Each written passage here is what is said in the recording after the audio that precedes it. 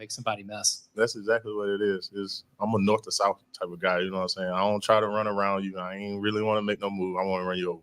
And, that's something I got to work on. You know what I'm saying? I got it in my bag, but my primary move, I'm trying to run you over.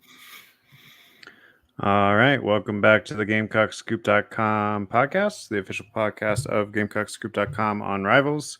I'm Caleb, joined by Alan, and we're here to discuss the Gamecocks 47-6 win over Vanderbilt in a rainy, kind of gross day on Saturday. That gets them one step closer to bowl eligibility. You had to win one game at a time, like we talked about before this 4-game stretch. You're halfway there. Yep. Now, granted, you probably are through the easiest half, and now you have the hardest half remaining, which we'll talk a little bit about. That was Josh Simon there at the top of the show. I wanted to lead with him, one, because he had another great game in Trey Knox's absence. We thought Trey Knox would play, but then we found out after the game that they didn't want to risk it with the rain and the hamstring. He did go injury. through warm-ups. Yeah. His left leg was pretty heavily wrapped up. But he did go through warm-ups. He was on the sideline. He was in uniform. I'm not going to make any comment on next week, but he's at least healthy enough to do football things. Yeah, exactly. So, and it was kind of a gross day. You had things in hand pretty much from the word go. Perhaps if it was a closer game, we would have seen a little bit more Knox, but no reason to risk it when you got these two big games coming up. But anyway, so Josh Simon played 49 snaps, had an 81.4 PFF rating, which I believe was the highest. Yeah, he and Xavier Leggett and Lenora Sellers all at 81 on the game. And we were talking before this game, Josh Simon actually has an extra year of eligibility, which was a little bit surprising to me when I found out. I was curious because I knew Knox did not. And I looked it up, and he started early enough that he got the COVID year, and he had an injury year. So that doesn't necessarily mean he's definitely going to come back, but that would be a boost for next year or whatever. All right, let's talk a little bit about this game. Pretty much everything you needed to see if you're a South Carolina fan, I think. Obviously, Vanderbilt is not a good football team. That was their 9th straight loss. They have deficiencies on both sides of the ball. Really all 3 sides of the ball, as we saw a punt block for a touchdown as well. But still, I mean, coming off that shaky victory against Jacksonville State, you really needed a momentum game heading into Kentucky and Clemson, and you got that really on every side of the ball. Defense pitched a shutout to the 4th quarter, still only let them score 6 points ultimately. Offense scored 40. Well, offense and special teams scored 47. Rattler looked on point.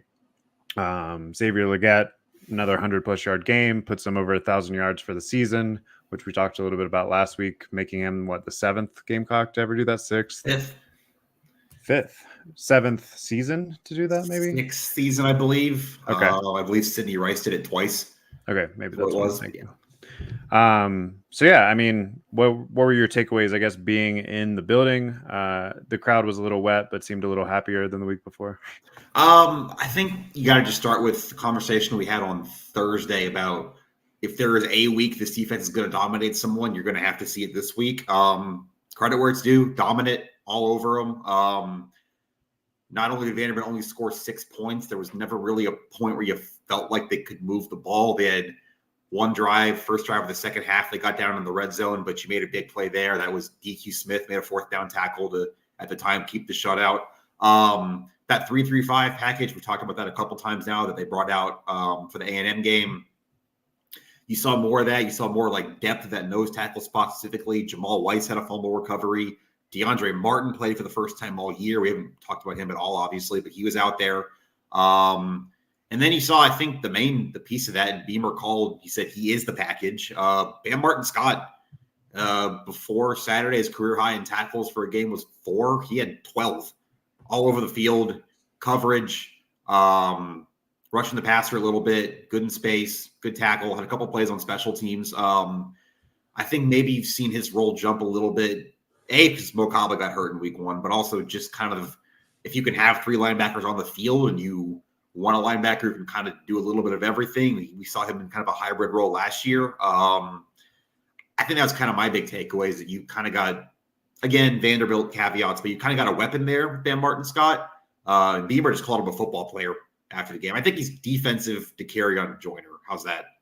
Yeah, and the numbers bear that out. He had 43 snaps. He was the highest rated linebacker, perhaps the highest rated, second highest rated defensive starter behind Nick Emmanwori, but he had an 80.5 PFF rating.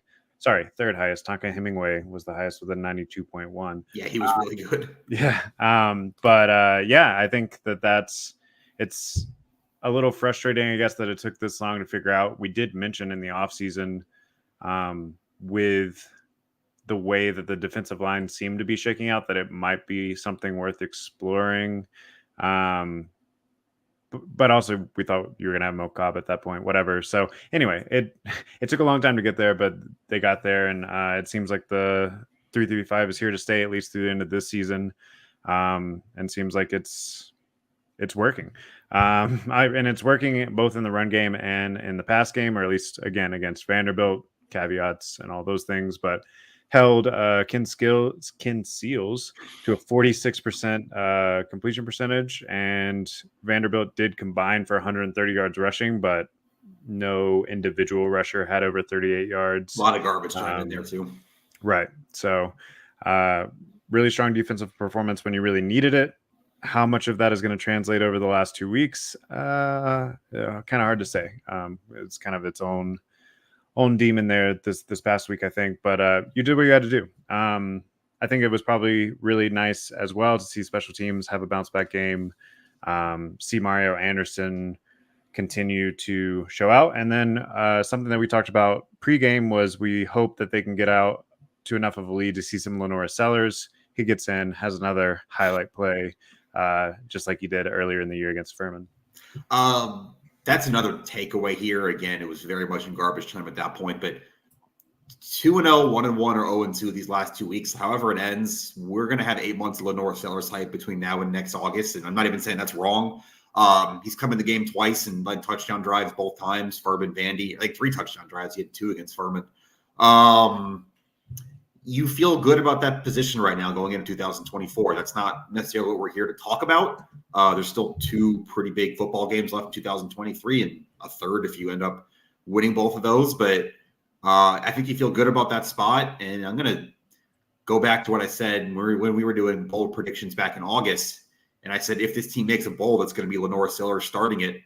I don't know. It's a long way to go. They got to win 2 games, but if you're in a world where Spencer Rattler wants to opt out of the Gasparilla Bowl or whatever to get ready for the draft, and maybe we get a Lenora Sellers show, they could win these last 2.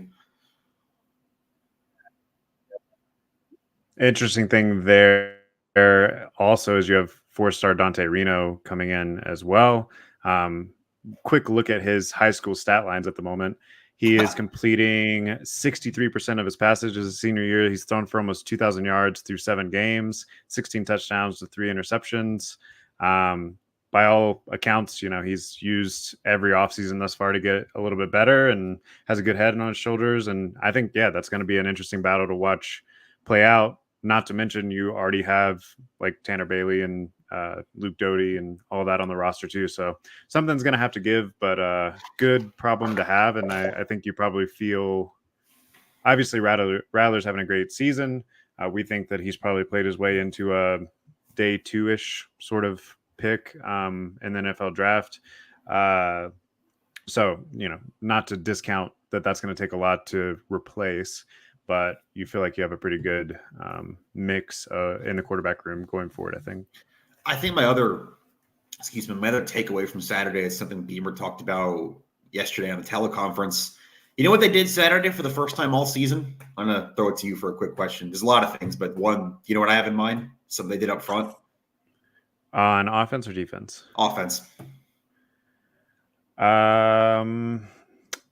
I saw that John Darius Morgan got 18 snaps. Is that well? There was that. He did play some tight end actually, which is interesting. We can talk about that in a second. But they started the same 5 offensive linemen 2 weeks in a row. Jack State, Vandy. Yeah. I guess that's not technically Saturday. Half of that was against Jack State, but that's the first time all year you've had a continuity built 5 up front. You had the 5, even if that's what you like, the 5 you have right now, whatever you want to call it. But you got Vershawn at right tackle. You still got Nick at center. Tro and Tree are still in there. And there's no reason nobody got hurt. Again, you can roll those same 5 out against Kentucky if you want to, and no reason to think they won't.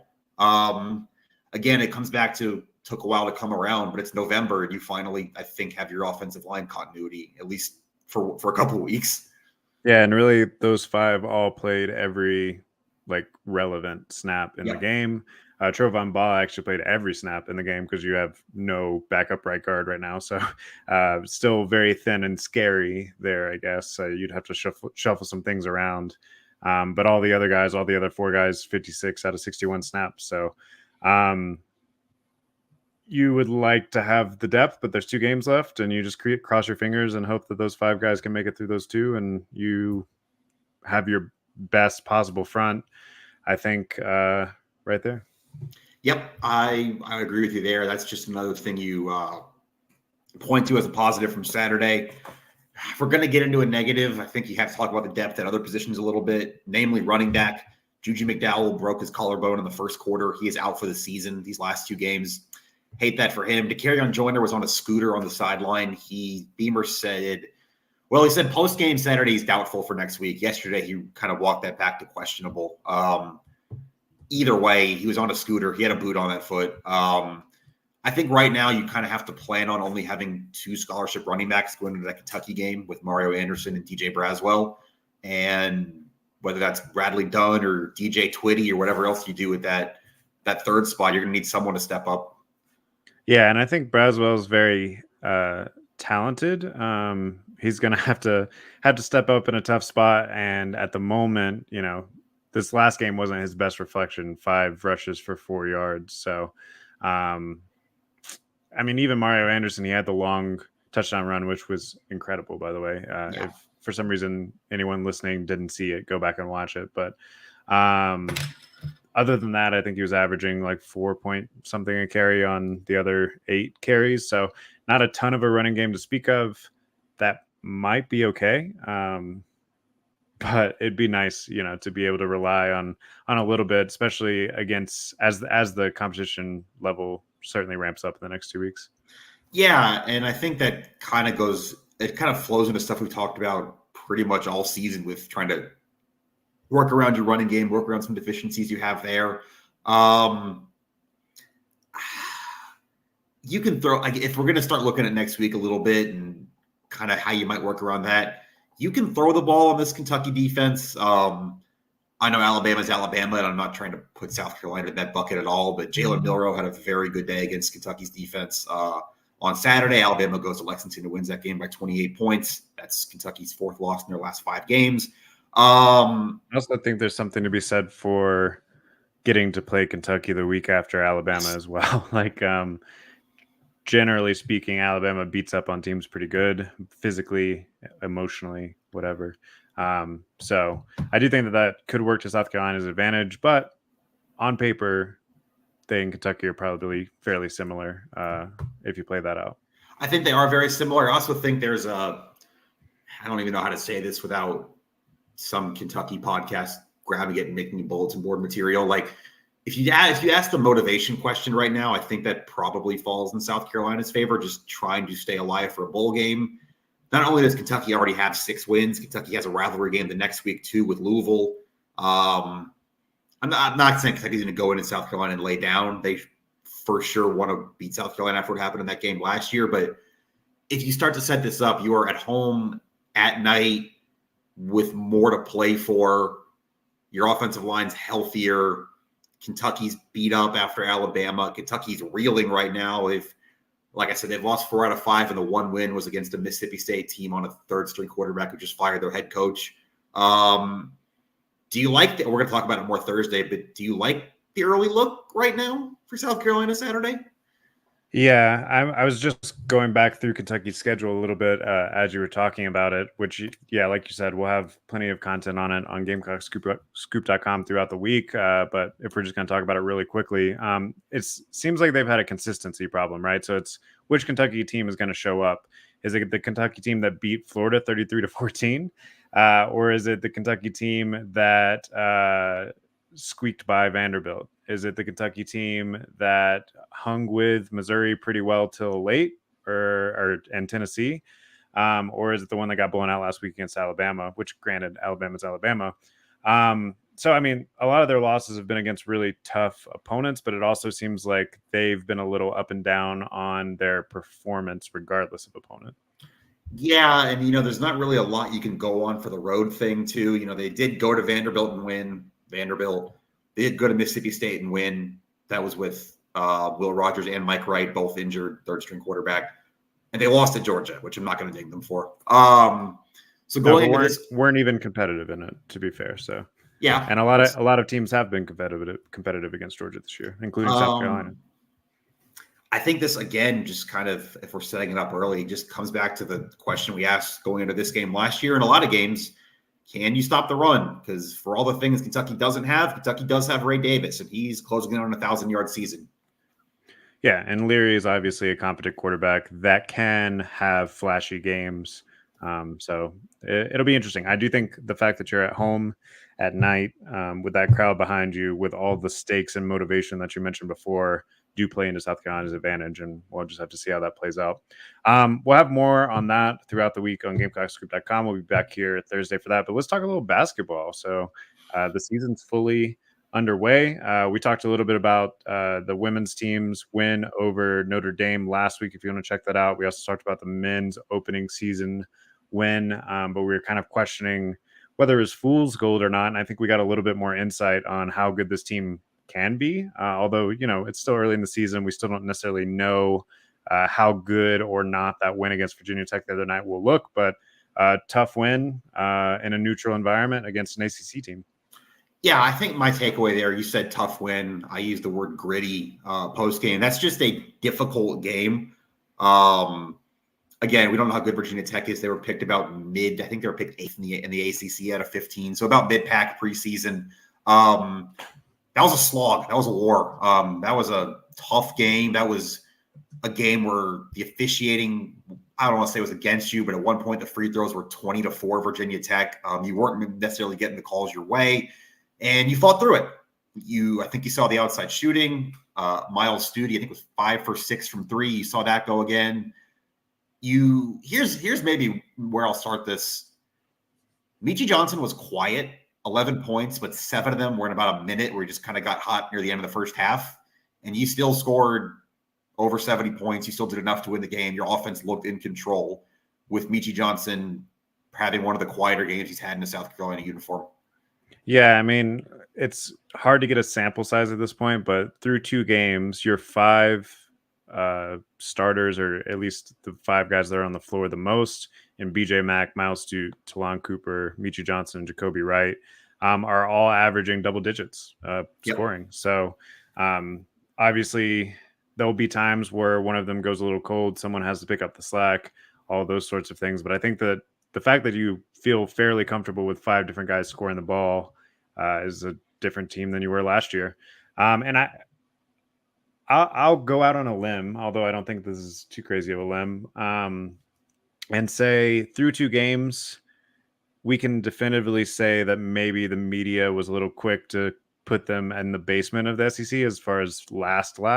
Because so far, I don't think that they've looked like the last place SEC team. Do they look like the first place SEC team? No, but I do think. Go ahead.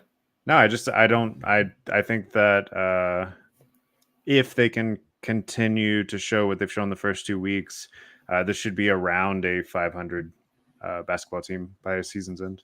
I don't know how much you've looked around the SEC, and again, it's been a week, so everybody pace yourselves. But right. LSU lost at home to Nichols on Friday. Vanderbilt lost at home to a Presbyterian team that I think won like 4 games last year. So that's kind of further built. Mizzou got popped at home by Memphis. Granted, Memphis might be pretty good, but still, you just look around. No, this probably isn't the worst team in the SEC. This wasn't the worst team in the SEC last year either. Finished 12th out of 14. Yeah, and something we talked about was, and look, we're all guilty of this if we are the media covering from like a broad lens instead of covering the team that we focus on all the time, like you and I do.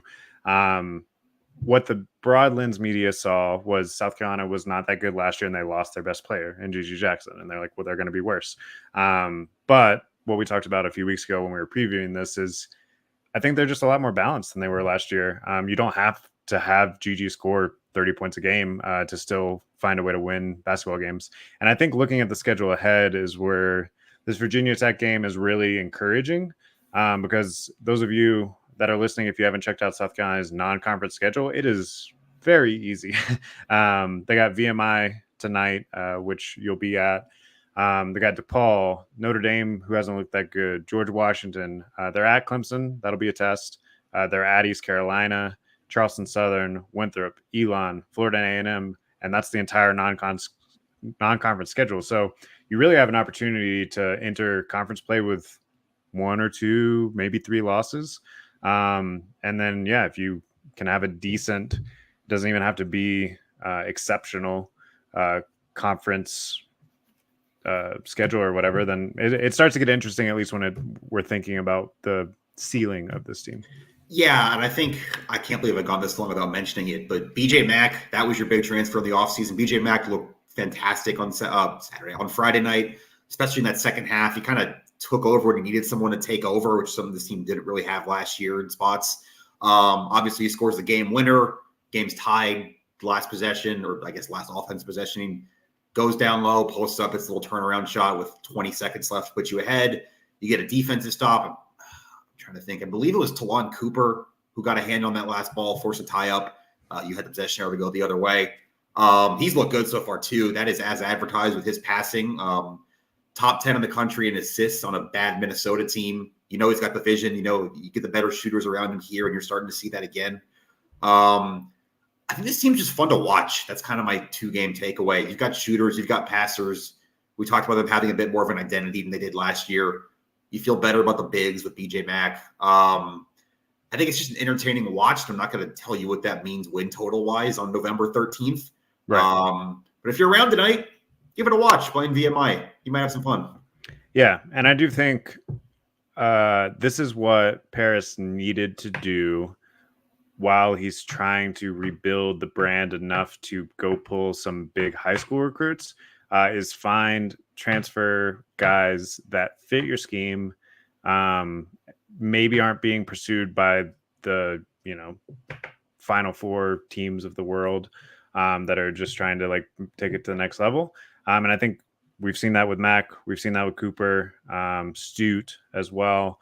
Again, not the most flashy guys. They aren't the 5-star in the Rivals transfer portal rankings or whatever, which again is why when a national journalist might be ranking South Carolina, they're like, who is BJ Mack? But it's working. It's working for what he wanted to do. And we'll see if that continues starting tonight. Let's get into the women's who speaking of working. Are back is the number 1 team as of this morning, I believe. They've started their season with 2 straight ranked wins in pretty dominant fashion. What else is there to say? Yeah, that's kind of where I am too. And I've got a couple stories on Gamecock Scoop, one for subscribers, one for everybody. If you want to go check out the website. Is it good to score over 100 points against top 10 teams back to back to start the season? Is that good? You score 100 against Notre Dame, a top 10 team, a team who was in the second week in a tournament last year. You fly home, you shake off 4,000 miles of jet lag. You play an Elite 8 team from last year, a team who played you for a spot in the Final Four last year, and you put up 114. You've got 11 players on your roster, and 7 of them scored in double figures. The 3-point shooting's there. Pau hit 4 of them. Fulwiley hit 2. You made 12 of them as a team. You still got the inside stuff with Cardoso. Chloe Kitts looks grown, looks more confident, looks better in every way. I think coming in midway through last year was very good for her, just all the way around. She's starting now. At her first career double-double yesterday. Watkins with a double-double yesterday. You got some big minutes from Tessa Johnson off the bench. I can go on and on, but yeah. Two more points. One, I saw the quote in the postgame where Maryland's head coach said that South Carolina was better than last year, which again, they saw the Elite Eight version of South Carolina. They were one of the last teams that saw the 2022-23 team. So, I mean, that's pretty high praise. Granted, I would say that too if I just got beat by 40 points or whatever. And then my second very important question. So yesterday was the first home game. Is the announcer saying pow, pow, pow, pow, pow, pow every time she scores yet? No, although I feel like we might need to get that going if she's going to keep shooting like this. Man, or just the crowd, some sort of chant. We'll figure it out. We'll figure it out. Got another home game Thursday against Clemson. It's funny. Dawn was asked post game if she saw this coming, and she just said no. Then I think she said if you saw us practice in July and August, you would never believe this is the same team. Which some of that's coach speak, maybe tempering expectations, whatever, being surprised by this. But also, I think there is truth to the fact that you don't plan for scoring 224 points or 214 points in 2 games after losing your whole starting 5. Well, yeah, we actually talked about this last week. They scored 100 points twice all last season, and it was against pretty inferior opponents both times. It certainly wasn't top 10 rated opponents. There's a lot to be excited about. You expect to have a good game on Thursday against Clemson, add another win in the rivalry, as several of those games are coming up in the next few weeks. And I don't know if we said this earlier, but the official game time for the football game against Clemson was announced. It's at 7:30. 7:30 SEC Network. So that'll be fun. Back-to-back night games to end the season for the football team. One more quick women's basketball note. Starting to look through their non-conference schedule. There's a couple games you start to think about and circle. You have back-to-back games on Tobacco Road at UNC November 30th, at Duke December 3rd, and then you have what right now looks like a top 5 matchup against Utah on December 10th.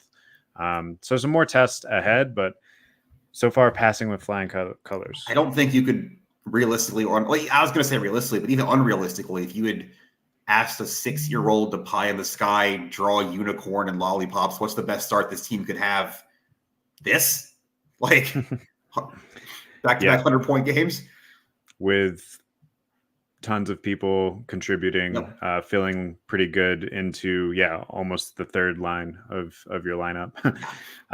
Pretty good. All right.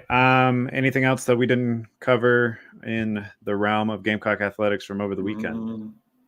Women's soccer got a tournament win at home. They're in the second round at Stanford on Friday. I think that's about it. I think we pretty much hit all the main stuff. I got a baseball notebook on the website. Last one of those for a while. They finished out their fall circuit last week. Some comments from Mark Kingston there.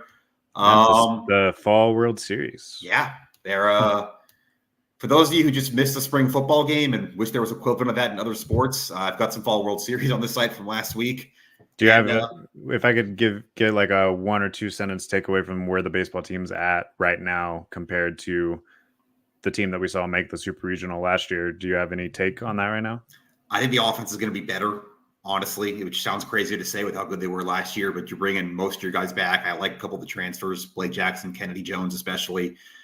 Pitching as pieces, it's going to be a work in progress. I think you like what you have maybe with your starting rotation. It's going to be the depth questions. What if those guys get hurt, your bullpen, your midweek, things like that. But I think you love your offense. You like your pitching, but you're going to need to see some more between now and February. That sounds like every Mark Kingston offseason that I've experienced so far. And last year, the pitching did come together, at least through quite a few stretches. So we'll have to see if that's the case this year. All right. We will have more content on GamecockScoop.com every day. Make sure you go check that out. If you're listening on Spotify or Apple Podcast or YouTube or whatever, make sure you subscribe so you see when we go live or when we post new episodes. And we'll be back here on Thursday to preview a big matchup at home under the lights at Williams-Brice against Kentucky this weekend.